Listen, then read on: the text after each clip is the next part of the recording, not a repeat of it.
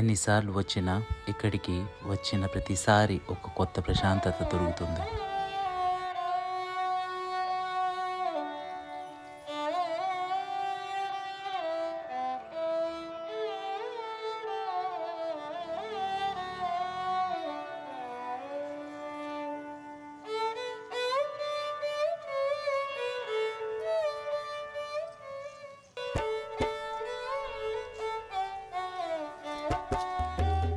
Hi friends, welcome to my channel walkie talkie Venky. మీరు ఎప్పుడైనా నార్త్లో సౌత్ని చూసారా? సో ఈరోజు నేను సెక్టర్ 31 చండీగఢ్లో ఉన్నాను. అండ్ నా వెనకాల ఉన్నది కార్తికేయ స్వామి టెంపుల్. అండ్ ఈ టెంపుల్ మొత్తం సౌత్ ఇండియన్ కమ్యూనిటీ కలిసి కట్టించారు ఈ టెంపుల్ని. సో మనం ఈరోజు కార్తికేయ స్వామిని దర్శనం చేయబోతున్నాం. So let's go in side. నేను నార్మली चढ़ाना है उनके लिए। 100 रुपए का बना दे तो फिर फूल और केला ही है। हाँ बस काफ़ी है।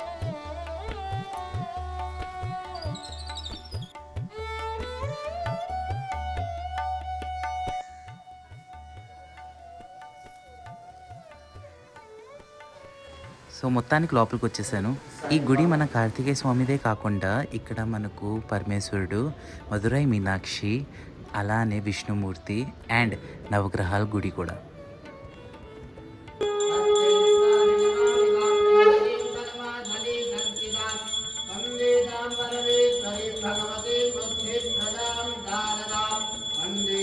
ఇదిగోండి గజస్తంభం. అండ్ మన కార్తికేయ స్వామి దర్శనం తీసుకోండి.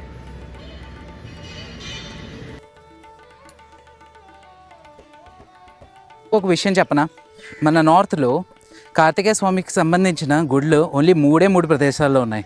ఒకటి మన చండీగఢ్లో ఉంది, రెండోది మన హిమాచల్లో, మూడోది మన ఉత్తరాఖండ్లో ఉంది. హిమాచల్లో చంబా డిస్ట్రిక్ట్లో ఉంది అండ్ మన ఉత్తరాఖండ్లో ఉత్తరకాశీ డిస్ట్రిక్ట్లో ఉంది. ఖచ్చితంగా ఎప్పుడైనా అక్కడికి వెళ్తే మీకు ఆ వీడియోస్ అవన్నీ కూడా చూపిస్తాను, ఎందుకంటే వాటి కొండల పైకి ఎక్కాలి. So do subscribe, okay?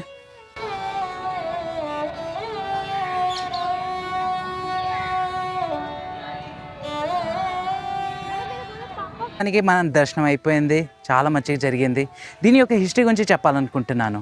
1980s ఇక్కడ ఉన్న ఫ్యూడ్ వల్ల తమిళియన్ కమ్యూనిటీ మొత్తం అంతా కలిసి ఈ టెంపుల్ని కట్టాలనుకున్నారు. ఎందుకంటే కార్తికేయ స్వామి వారియర్ గాడ్ అని చెప్పి ఆయన శరణం కోరుకోవాలనుకున్నారు అందరూ.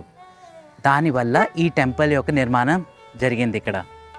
అండ్ మీరు కూడా కనుక చండీగఢ్ వస్తే సెక్టర్ 31Dలో ఈ టెంపుల్ ఉంది. ఖచ్చితంగా చూడాలి మీరు, ఓకేనా? Till then, meet you at the next vlog. Bye bye.